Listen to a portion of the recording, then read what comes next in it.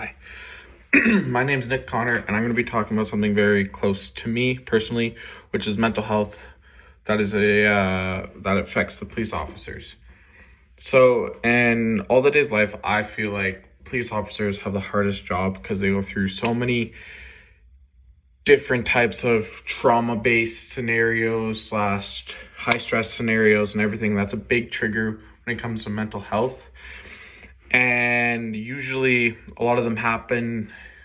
Usually a lot of police officers get a lot of mental health problems by accidentally shooting a victim that wasn't the suspect, or dealing with something that triggers something from their personal life that will cause that.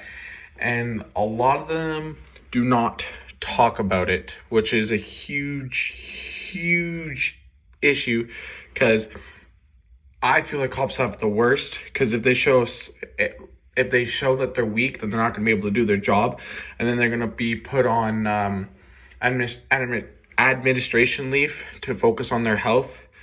And so a lot of them just bottle it up, and they don't worry about how it's going to affect them in the field, which just sucks.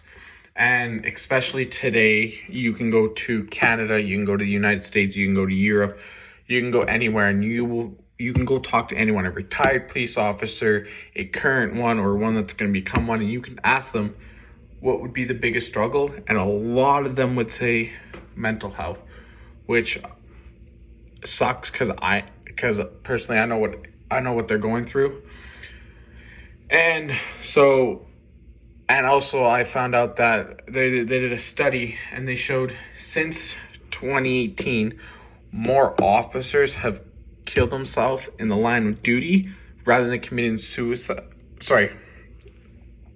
More officers have died by suicide than being killed in the line of duty, which is very, very sad to hear, because I think everyone's a beautiful person and no one should take their lives.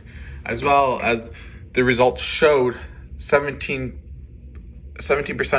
of the participants sought out medical health care services in the past 12 months. 12% reported a lifetime mental health diagnosis, and 26 had positive screening results of current mental health illness symptoms. The odds of interest in using medical health services among officers who screened positive were significantly higher for those who suicidal ideation of self-harm compared with those who had neither. Basically what you're saying is that more officers have the odds of officers screening positive of mental health than to the suicidal ones is greater, which is a good thing. I love that.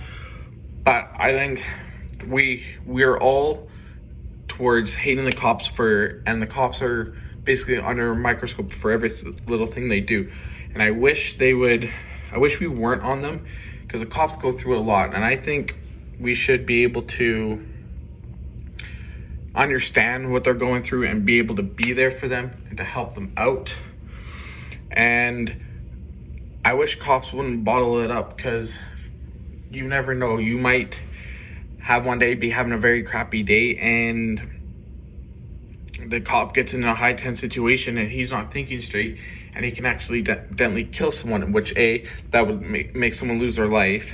B, he could be criminally charged, and C, it could affect him mentally and personally for the rest of his life, and he will not be able to provide for his children anymore, or see his family and everything like that. And I think, as well as also shows that cops tend to turn towards alcohol than to family members to deal with their problem, which is a big issue, because yes, cops aren't under the influence when they're on the job, but when they go home and they drink and everything, they might be aggressive towards their family, which could cause family issues and everything. It could cause the cop to lose a lot of stuff. And I wish cops would go to people and they are able to go to someone to talk about it and make them feel better about it, and so they didn't have to bottle everything up. And that's the big takeaway, that don't bottle stuff up, especially with mental health, or stuff will go bad for you. My name's been Nicholas Connor. I hope you enjoyed this presentation about mental health in the police force. Thank you very much.